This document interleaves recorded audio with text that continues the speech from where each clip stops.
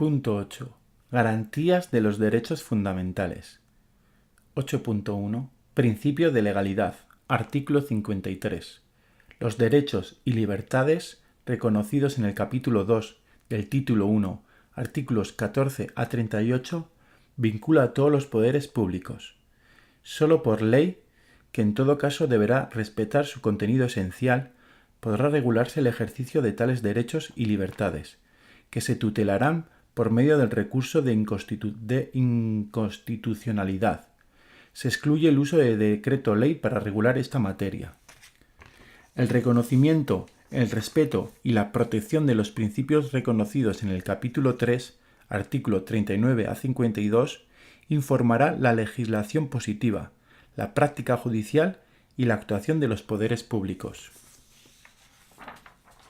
Solo podrán ser alegados ante la jurisdicción ordinaria de acuerdo con lo que dispongan las leyes que los desarrollen. 8.2. Defensor del pueblo. Artículo 54. Una ley orgánica regulará las instituciones del Defensor del Pueblo, como alto comisionado de las Cortes Generales, designado por éstas para la defensa de los derechos comprendidos de este título, a cuyo efecto podrá supervisar la actividad de la Administración, dando cuenta a las Cortes Generales. La Ley Orgánica 3 de 1981, del 6 de abril, regula esta figura. Es elegido por las Cortes Generales. La Comisión Mixta Congreso-Senado presenta una propuesta adoptada por mayoría simple ante el Congreso de los Diputados, donde el candidato debe obtener una votación favorable de las 3/5 partes de sus miembros, debiendo luego ser ratificado por el Senado por esta misma mayoría. Es elegido para un periodo de 5 años.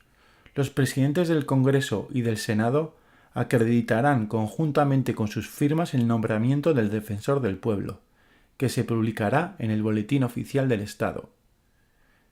Podrá ser elegido Defensor del Pueblo cualquier español mayor de edad que se encuentre en el pleno disfrute de sus derechos civiles y políticos. Estará auxiliado por los adjuntos nombrados por el previo conformidad de las cámaras. El Defensor del Pueblo no estará sujeto a mandato imperativo alguno, no recibirá instrucciones de ninguna autoridad, desempeñará sus funciones con autonomía y según su criterio gozará la inviolabilidad. No podrá ser detenido, expedientado, multado, perseguido o juzgado en razón a las opiniones que formule o a los actos que realice en el ejercicio de las competencias propias de su cargo. No podrá ser detenido ni retenido sin en caso de flagrante delito, correspondiendo la decisión sobre su inculpación, prisión, procedimiento y juicio exclusivamente a la Sala de lo Penal del Tribunal Supremo.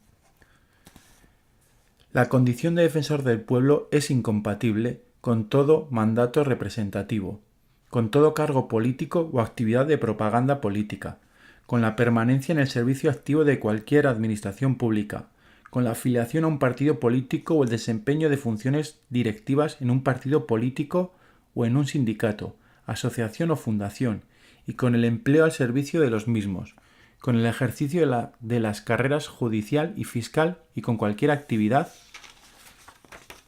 profesional, liberal, mercantil o laboral.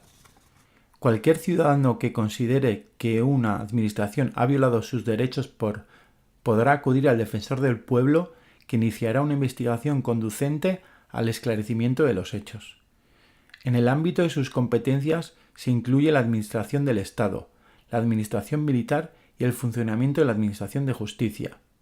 No puede modificar o anular resoluciones o actos, sino que puede dirigir advertencias, sugerencias, recomendaciones o recordatorios de deberes legales a las administraciones afectadas. Puede interponer recursos de inconstitucionalidad y de amparo. Eleva un informe anual sobre su actividad a las Cortes Generales.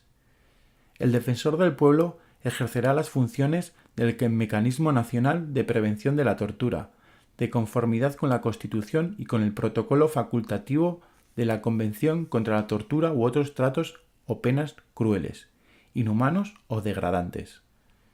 8.3. Protección jurisdiccional.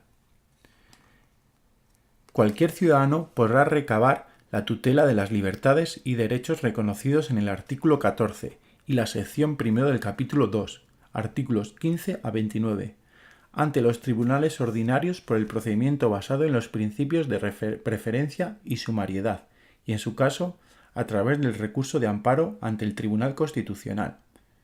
También el Ministerio Fiscal, en vía ordinaria, puede llevar a cabo la protección de estos derechos, bien mediante la aplicación de la Ley de Protección Jurisdiccional de los Derechos Fundamentales de la persona, bien mediante la interposición del recurso de amparo ante el Tribunal Constitucional.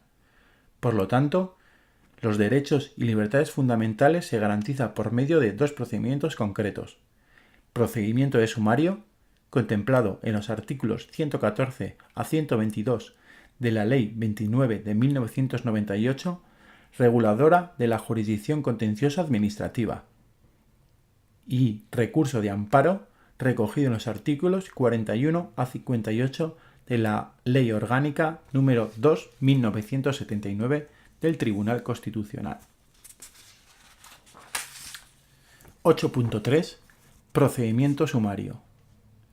Contemplando en los artículos 114 a 122 de la Ley 29 de 1998, reguladora de la jurisdicción contencioso-administrativa, el procedimiento de amparo judicial de las libertades y derechos se regirá en el orden contencioso-administrativo.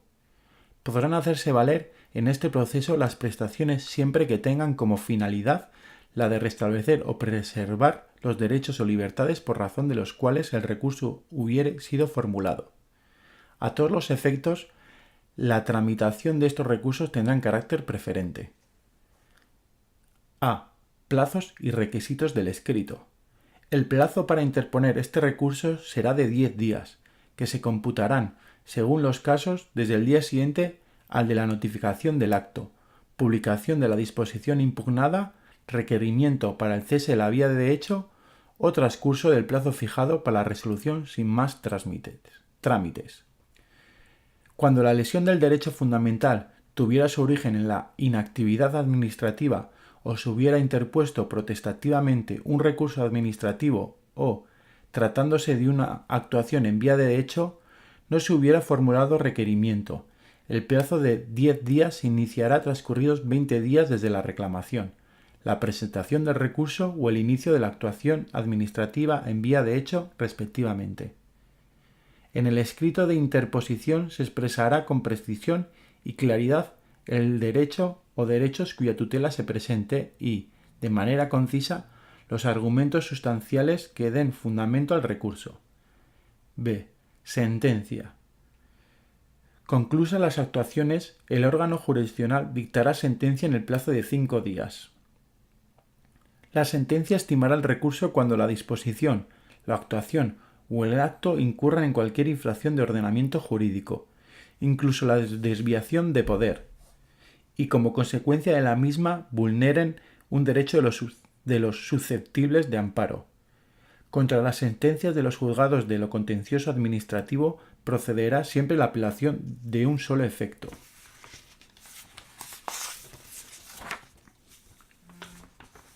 Especialidad del derecho de reunión. En el caso de prohibición o de propuesta de modificación de reuniones que no sean aceptadas por los promotores, estos podrán interponer recursos contenciosos administrativos ante el tribunal competente.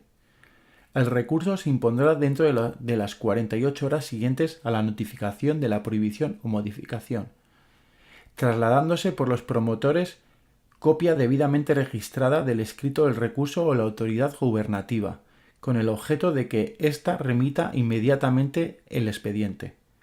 La decisión que se adopte únicamente podrá mantener o revocar la prohibición o las modificaciones propuestas. D. Autorización judicial para exigir cesión de datos para identificar al responsable de una conducta que, presuntamente, vulnera la Ley de Servicios de la Sociedad de la Información. El procedimiento para obtener la autorización judicial se iniciará con la solicitud de los órganos competentes en la que se expondrán las razones que justifican la petición acompañada de los documentos que sean procedentes a estos efectos. El juzgado, en el plazo de 24 horas siguientes a la petición y, previa audiencia del Ministerio Fiscal, dictará resolución autorizando la solicitud efectuada siempre que no resulte afectado el artículo 18, apartados 1 y 3 de la Constitución.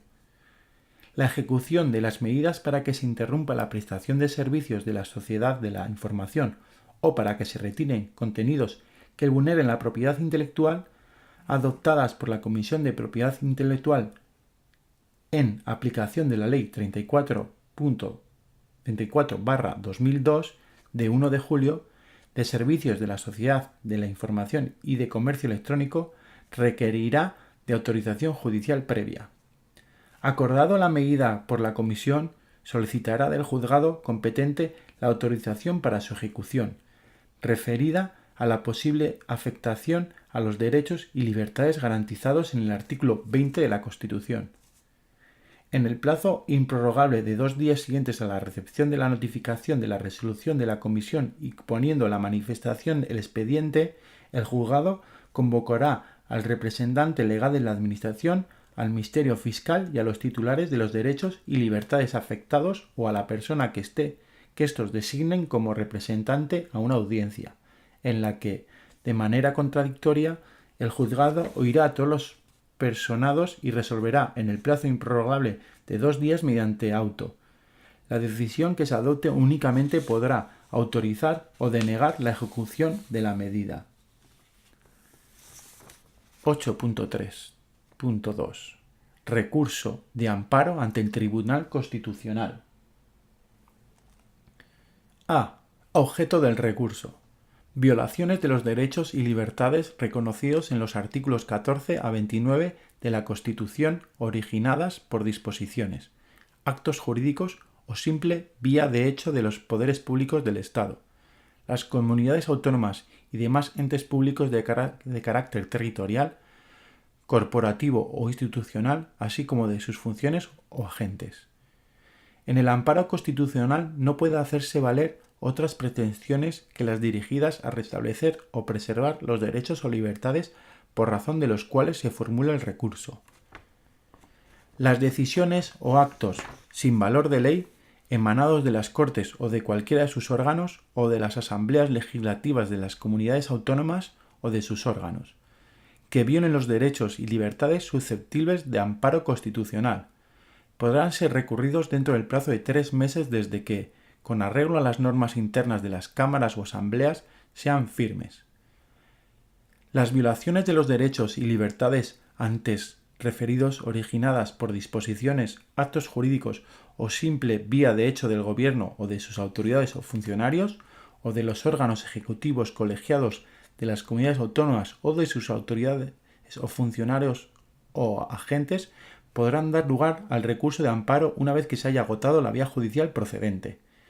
Las violaciones de los derechos y libertades susceptibles de amparo constitucional que tuvieran su origen inmediato y directo en un acto u omisión de un órgano judicial podrán dar lugar a este recurso siempre que se cumplan los requisitos siguientes: que se haya agotado todos los recursos utilizables dentro de la vía judicial, que la violación del derecho o libertad sea imputable de modo inmediato y directo a una acción u omisión del órgano judicial con independencia de los hechos que dieron lugar al proceso en que aquellas se produjeron, acerca de los que, en ningún caso, entrará a conocer el Tribunal Constitucional. Que se haya invocado formalmente en el proceso el derecho constitucional vulnerado, tan pronto como, una vez conocida la violación, hubiera lugar para ello.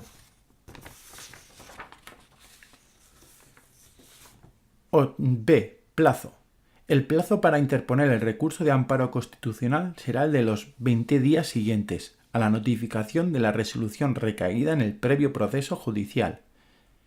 En el caso de tratarse de actos u omisiones de un órgano judicial, el plazo para interponer el recurso de amparo será de 30 días, a partir de la notificación de la resolución recaída en el proceso judicial. C. Fundamento del recurso. El recurso solo podrá fundarse en la infracción por una resolución firme de los preceptos constitucionales que reconocen los derechos o libertades susceptibles de amparo. D. Personas legítimas. Personas legitimadas. Están legitimados para interponer el recurso de amparo constitucional. A. La persona directa afectada. B. El defensor del pueblo. C. El ministro fiscal. D. Quienes hayan sido parte en el proceso judicial correspondiente. Si el recurso se promueve por el defensor del pueblo o el ministerio fiscal, la sala competente para conocer el amparo constitucional lo comunicará a los posibles agraviados que fueran conocidos y ordenará anunciar la interposición del recurso en el Boletín Oficial del Estado, a efectos de comparecencia de otros posibles interesados. Dicha publicación tendrá carácter preferente. Podrán comparecer en el proceso de amparo constitucional con el carácter de demandado o con el de coadyuvante las personas favorecidas por la decisión, acto o hecho en razón de lo cual se formule el recurso o que ostenten un interés legítimo en el mismo. El ministro fiscal intervendrá en todos los procesos de amparo, en defensa de la legalidad de los derechos de los ciudadanos y del interés público tutelado por la ley.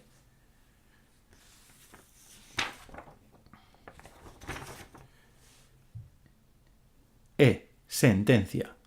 La sala, al conocer del fondo del asunto, pronunciaría en su sentencia alguno de estos fallos. A. Otorgamiento de amparo. B. Denegación de amparo. C. Cuando la sala conozca el recurso de amparo respecto de decisiones de los jueces y tribunales, limitará su función a concretar si se ha violado derechos o libertades de demandante y a preservar o restablecer estos derechos o libertades y se abstendrá de cualquier otra consideración sobre la actuación de los órganos jurisdiccionales. C. Contenido.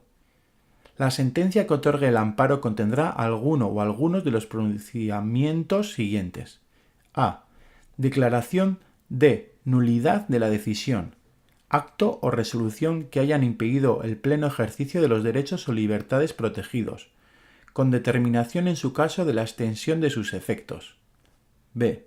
Reconocimiento del derecho o libertad pública, de conformidad con su contenido constitucionalmente declarado. C. Restablecimiento del recurrente en la integridad de su derecho o libertad con la adopción de las medidas apropiadas, en su caso, para su conservación. En el supuesto de que se estime el recurso de amparo porque la ley implicada lesiona derechos fundamentales o libertades públicas, la Sala elevará la cuestión al Pleno, que podrá declarar la inconstitucionalidad de dicha ley en una nueva sentencia. G. Inadmisibilidad del recurso. La Sala, previa audiencia del solicitante de amparo y del ministro fiscal, por plazo común que no excederá de 10 días, podrá acordar motivamente la inadmisibilidad del recurso si concurre alguno de los siguientes supuestos. Que la demanda se haya presentado fuera de plazo. B. Que la demanda presentada sea defectuosa por carecer de requisitos legales o no ir acompañada de los documentos preceptivos. También podrá acordarse la inadmisibilidad con los requisitos de audiencia señalados en los siguientes supuestos. A. Si la demanda se deduce respecto a los derechos o libertades no susceptibles de amparo constitucional. B. Si la demanda carece manifestamente de contenido que justifique una decisión por parte del Tribunal Constitucional. C. Si el Tribunal Constitucional hubiera ya desestimado en el fondo un recurso o cuestión de inconstitucionalidad o un recurso de amparo en supuesto sustancialmente igual, contra el acuerdo de inadmisión de una demanda de amparo constitucional no caerá recurso alguno.